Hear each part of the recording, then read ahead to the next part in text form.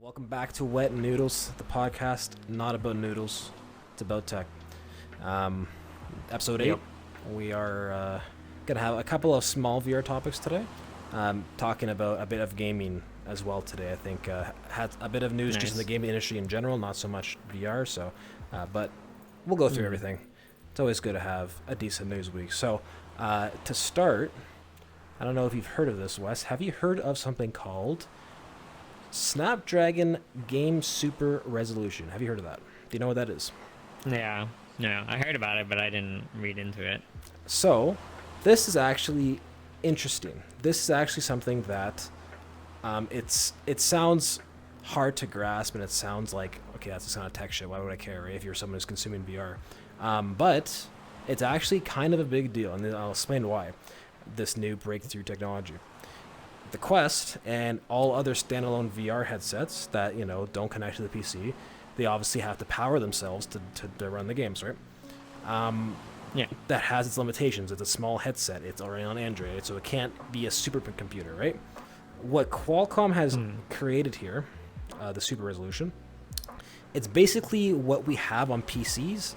DLSS is what it's called on PC, right?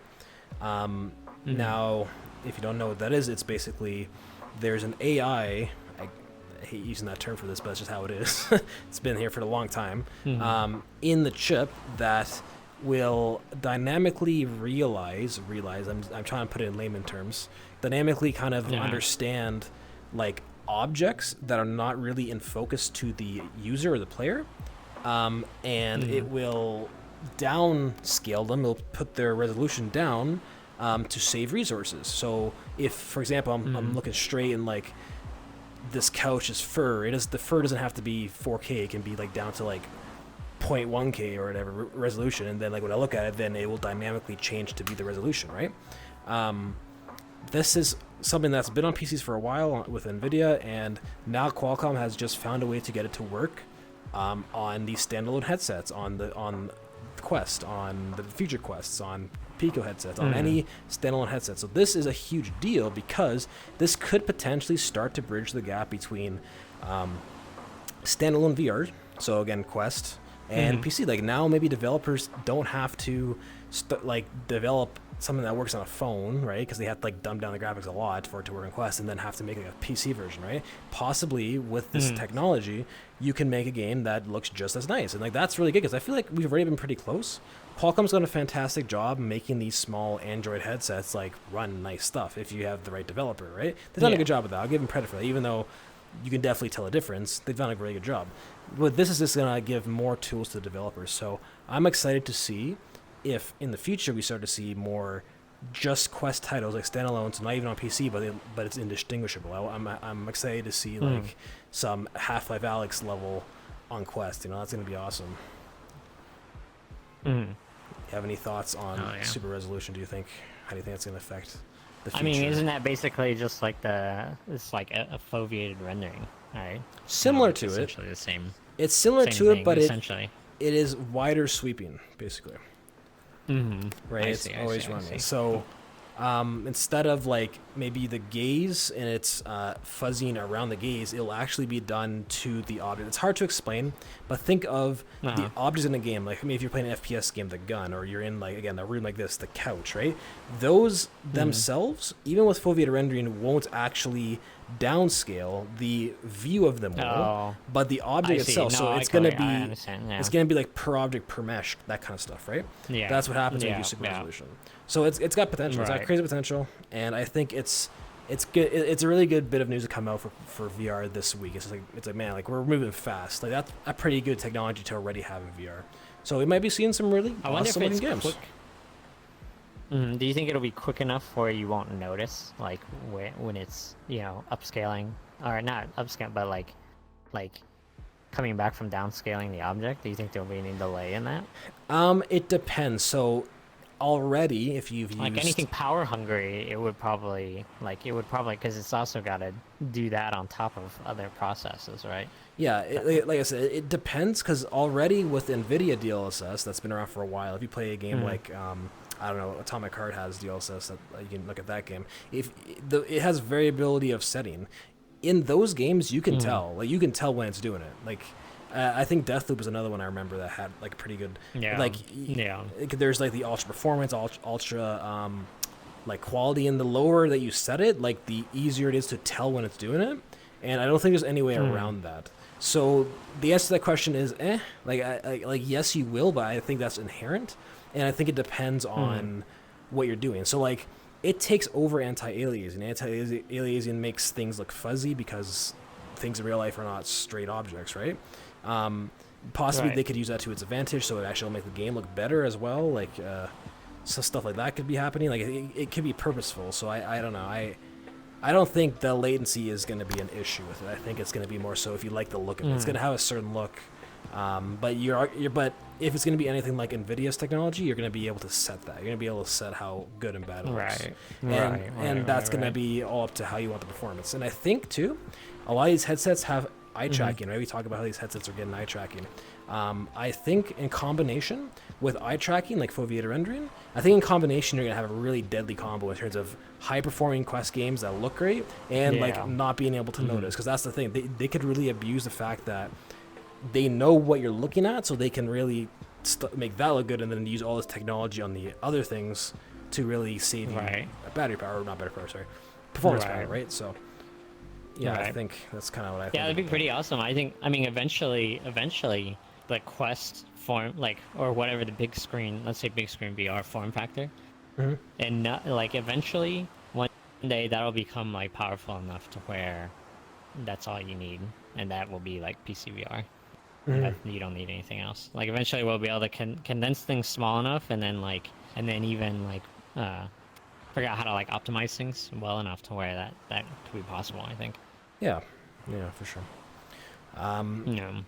Well, that's good, a bit of news. Moving on from that, I want to do just a quick bit of news. I don't want to spend more time on this one because we've already spent so much time in the past like 3 episodes on Apple. Obviously, Apple's going to make its way back in somehow. They're a company that's obviously going to make big waves. We have to talk about it, and there was more stuff. But let's not spend too much time because we've already spent so many episodes on it. The only thing that really came out from Apple was that there was a report.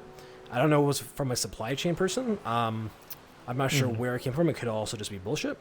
But from what the reports are saying, there's a lot that confirmed the report, was that their headset is actually on the final stage. They said it's at the delivery stage already in terms of its production. So that's a huge jump from what we were hearing, honestly, like a week or two ago. So a lot of... Oh, yeah, I thought it was like way earlier than that. So, like, we might be seeing an announcement soon, maybe in June. That's crazy. So that's good to hear. At least there's some stuff there. It's not really much more, just that. There was rumors, people were saying that they were hoping that the Apple headset will eventually replace the iPad, which...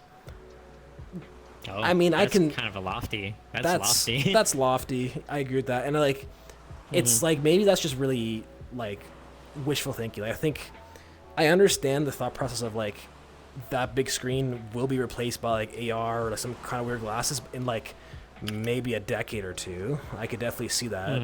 I wouldn't say like, oh yeah, like they're aiming to already replace one of their lines. But again, it's Apple. They like to move things fast. So who knows? Yeah. I mean, I can see, because Apple, like the thing about Apple that they're really good about is like getting people to adopt things. Yeah. And so if you get enough people adopting that, and then just, I don't know, we'll have to see how the general sentiment is about it when it comes out, because like if it does well, then it can convert a ton of people to Apple, or like to VR in general. So it'd be interesting to see for sure. I agree with that. Yeah. Okay, so we're gonna segue soon into just talking about some gaming news from this week. But to segue to that, I'm gonna actually make a connection to VR first, and then we'll go straight into gaming news. The one thing I wanted to mention, so what you'll see what I mean. I wanted to talk about briefly the photorealistic body cam game that came out. Or the trailer for it, I should say. This was maybe 2 weeks ago, right? That stirred a bunch of stuff. Honestly, I don't have a whole lot of things to say about it. Like, they used good photogrammetry in the Unreal Engine. They've done a fantastic job making something that looks compelling. And obviously there was controversy behind that because of its realism, all that. I'm not really here to discuss that. I don't really know where the line is drawn there, but what I do want to see or discuss with you is the parallels here. Unreal Engine, you can run in VR. So, with this new trailer coming out, and people are saying like, "Wow, you can make games look very realistic now." Like we've gotten to the point where it's going to be soon hard to distinguish a game from real life, right? Apply it to VR. What do you think this technology that we're seeing in this trailer means for VR? What do you think? I mean, damn, if we get photorealistic. I mean, we've seen photorealism in VR though, right? Like we've seen it in VR, and it really depends on how well it holds up. Like, you know, I think the photorealism gives you like a really uncanny valley feeling in VR so far. But then I think advancements like with the new headsets, you know, you're talking about with like OLED and shit like that. I think that with the photogrammetry, I think that could work, because like just the resolution and just the display power and everything is just, you know, way nicer on the big screen. And you know, you're always talking about the true blacks. It'll give you a more like realism feeling, you know. So I think in that case, it could be crazy convincing. I imagine. Yeah, I imagine it could be. So I was just gonna say, so you're kind of going down a path of saying like both our hardware for VR also has to catch up as well for this to kind of come together. Is kind of what you're saying. Yeah.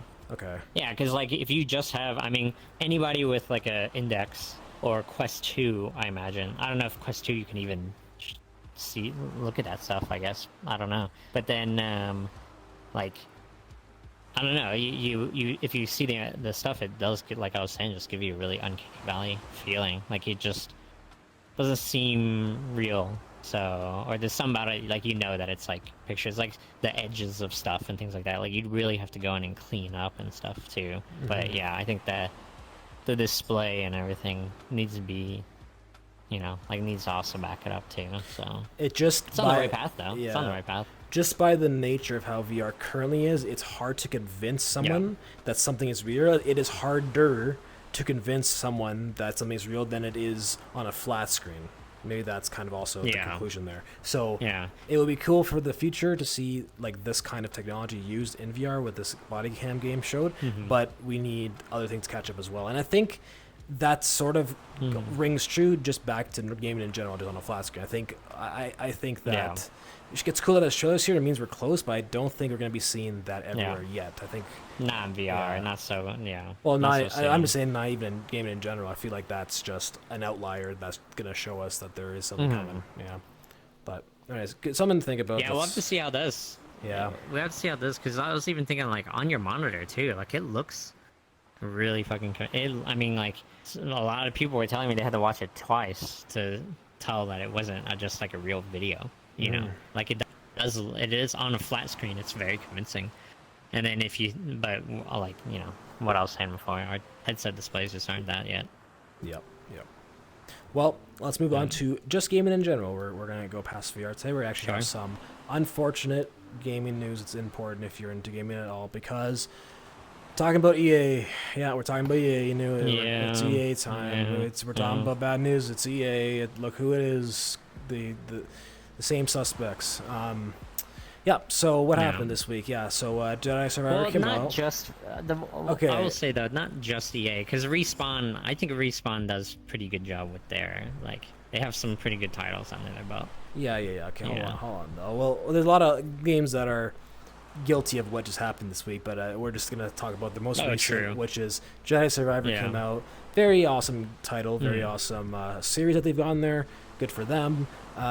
They did not test the thing on PC, I don't think. Well, they probably did, but what the heck happened? There's a video of some ordinary gamer, right? He's got his 4090 computer, and it's running at 20 frames.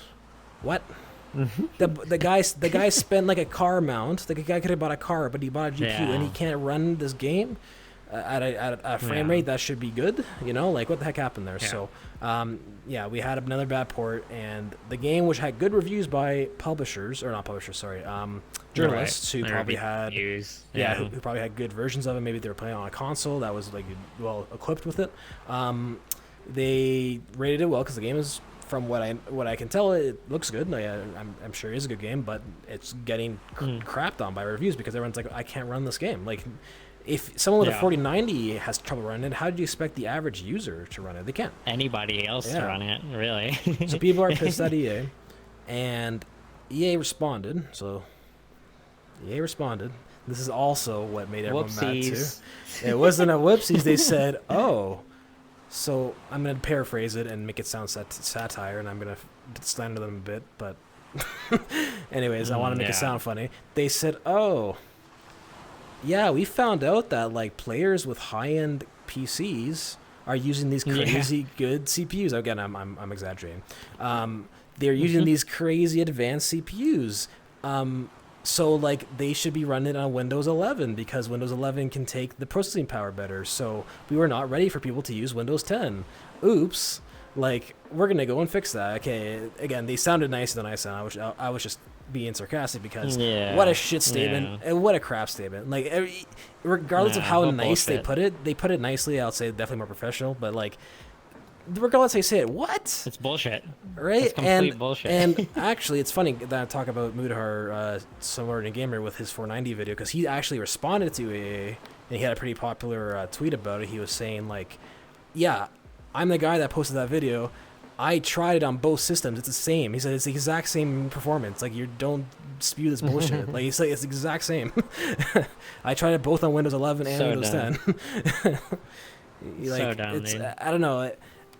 Just say sorry. Like they say sorry at the end of the statement. Like they do say like, oh, we're sorry. You want to like make it better. Fine, they do say that. Not a sincere sorry. You're making a bullshit and then you're throwing sorry at the end. Sincere or not, they could have just cut that statement by 3 paragraphs. So you didn't have to say any of that shit. You could have just literally kept that last paragraph, and people would have been like, okay, we'll wait. But you had to put like 3 paragraphs about bullshit. That you think people are gonna fall for that?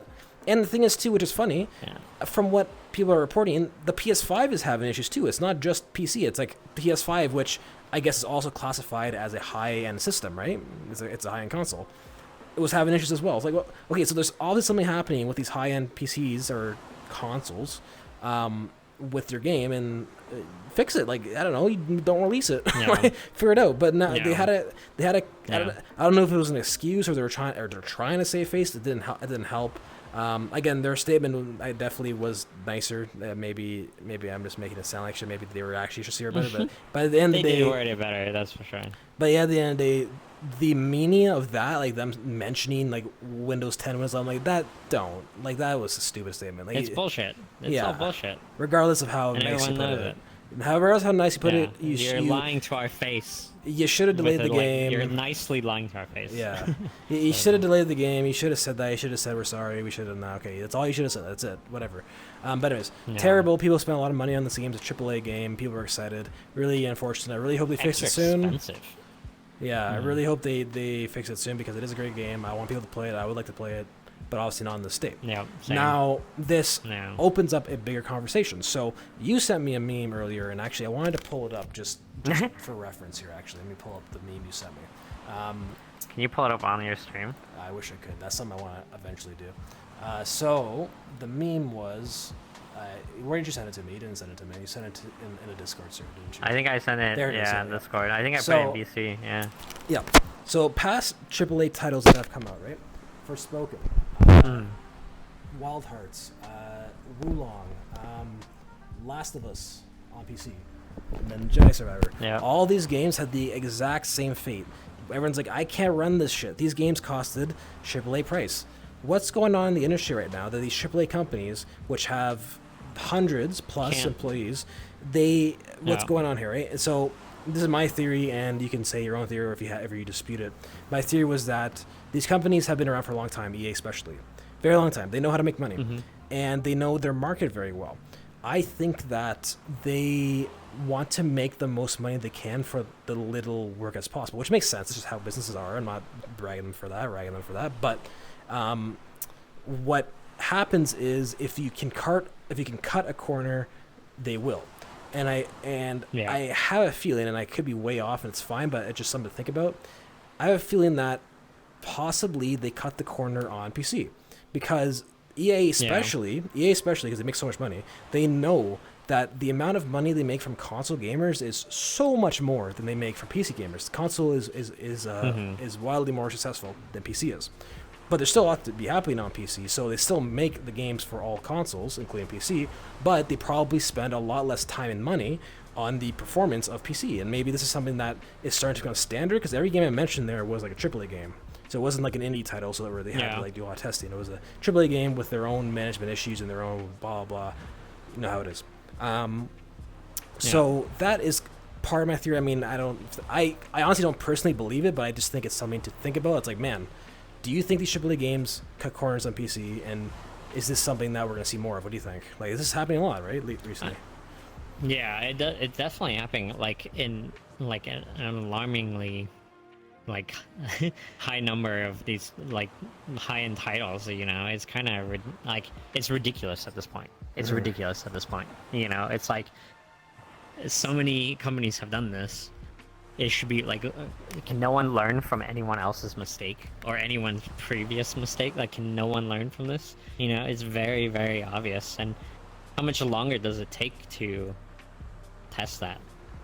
You know, like how much more time does it take? But yeah, I do see what you're saying. Like, if it is a cut corner, like trying to cut costs and stuff, but in the end, you have to patch it anyways.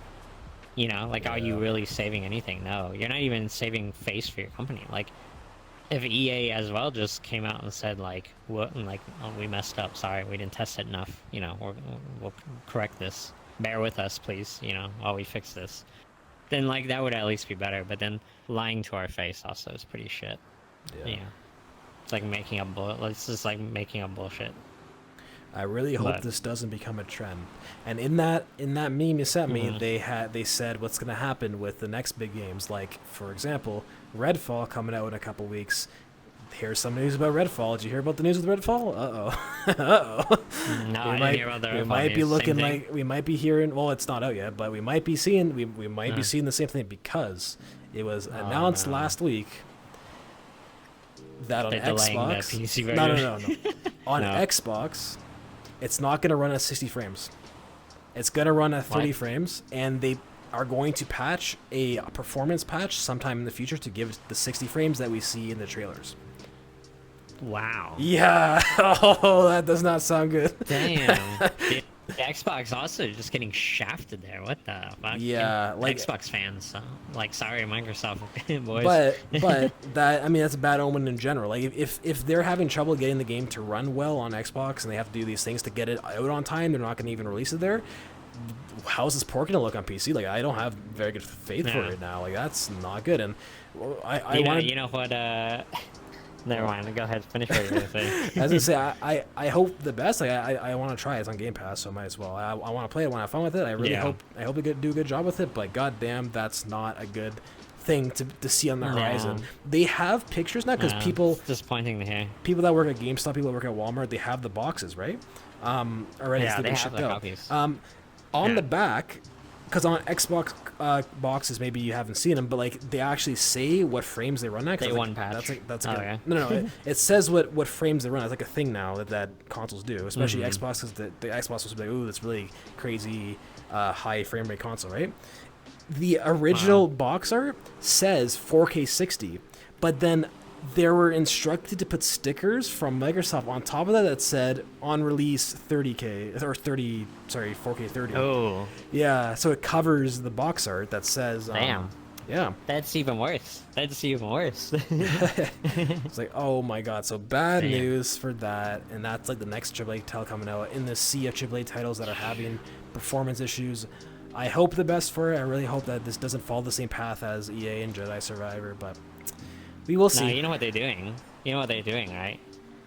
This is Steam early access. It's early access without being early. That's what it fucking is, though, right? Yeah. Because it's like, okay, we see on Steam now people will buy these buggy, shitty games. You know, like, not complete games. So why don't we just do that? Like, let's just pump it out faster. People put up with it. They're putting up with it. They still buy it. You know, and then we'll just fix it along the way. So that's what's happening. They're seeing that they can do that. I saw a funny response to the meme that you posted to me. Like, I saw somebody like respond to it, and he was like, "Man, what a world we live in, where like the Diablo beta was so much more polished than these full releases, and it's Diablo. That's true. It's from a company that's known for bad launches, and their beta was better than all these other launches. Like, what happened? That's very true. Like, we reversed. Now there's a lot of pressure on them. Well, again, like he said, the beta was polished as hell for Diablo 4. They did a fantastic job with that. That's true. Yeah, so. I mean, they can still fuck up somewhere between now and sure. launch. They could introduce some kind of game-breaking shit or something. But just in the sea of these games. Are you gonna try and get your horse? My horse. Are you gonna try and get the horse? There's that new like upcoming beta, and you fight like a specific world boss. You can get a special horse. I didn't see that. No, I'll have to look it up. Yeah, you have to look it up. Yep. Last bit of news here for gaming to move on to, then we can wrap up here. Actually, pretty big for the gaming industry in general. Are you good there? Yeah, I think my tracking is like being weird. Sorry. Yeah, this is actually pretty huge news that like I don't know what's gonna happen now. Like, it's one of those things where it's like it's kind of open ended. Okay, back to Microsoft and Xbox. So right, they were supposed to buy Activision Blizzard. That deal goes through soon. It got denied in the UK. Yeah. It got denied. Yeah, I saw that. Yeah, so I saw that. so I haven't looked into it completely. So maybe we could table most of this conversation to when I have all of the details. But the precursory details, the beginning details, was that they did not have confidence with Call of Duty on the Switch. That's one of them, which is so weird for them to say. But that's definitely Sony's doing. Sony was complaining about Call of Duty to the authorities or regulation, or whatever it is, and so one of their findings was they did not have confidence with Call of Duty selling well on the Switch or working well on the Switch, which is like, what? I think that's bullshit. But anyways, Fortnite is on the fucking Switch, so I think that's BS. But yeah, that's true. The other thing I saw mentioned was that they didn't have confidence in Microsoft's ability to do cloud gaming, which is something weird. Now again, I don't have all the details completely, so we can definitely not go into too much detail. But that was what one of the headlines read, was that they also didn't have confidence in their Microsoft's ability to, like, I guess, produce cloud services for games with all these. I have no idea, but it made no sense to me. So I'm gonna have to definitely look into it more. But something to think about. They had some really weird takes as to why they denied it. Now, it doesn't mean that it's still not going to go through. There's still chances there. Like, they're still fighting it. There's still, like, other regulation they have to go through. Regulatory authority, whatever you call it. So there's still doesn't mean it's gone, but pretty big blow to Microsoft. They got to figure something out here, and I guess we'll see. That is a pretty big blow. It is a huge that is a huge bit in the gaming news, because, like, Activision Blizzard obviously is a massive gaming company that's gone down the drain. Everybody has no trust in them, and I think they produce good IPs. They got good titles. Like, we need someone new to come to the company and say, listen, you're doing everything wrong. I think Microsoft's not a bad company for gaming. Like, Xbox, like, their arm, Phil Spencer, like, they have a decent understanding of what is right for gaming, and I think Activision Blizzard does not right now. They need to come in there. They need to fire that CEO. They need to get new management. Something needs to happen to Activision Blizzard so that they can be in our good graces again. I want to have good games from them again. And this could potentially be it. It might not be, but it's at least something, and I would like to see it possibly go through. So this sucks for a lot of people. If it doesn't, I hope that it does. It's been such a shit show too, anyways, between, like, the Activision Blizzard stuff. Like, it's been such a shit show, and it's unfortunate because, like, Blizzard was always known for, like, releasing really awesome stuff. Like, just like they had like a really good community and everything around it, but just now live long enough to see yourself become the villain. I guess. Now I kind of want to end off on a little bit of a little tiny rant / tangent on that, on this specific topic, just because I'm looking at a lot of these articles and I've seen a lot of people talk about this, and a lot of people are applauding this rejection of this deal, and a lot of them are people who are fans of Sony, who play on PlayStation, their PlayStation consoles. And my question is, why? Right? This is my rant. Why is that good for you? You realize that if something good in gaming happens, it benefits all of us, right? Like, everybody. If if Microsoft takes over and they start making good games, the company starts fucking abusing their employees because that's something that they've been known for, and it's 100% because of their management, not the developers. Yeah. They need to start making the games correctly. They maybe again, it might not, but they need a shakeup in that management from a company that knows how to do that.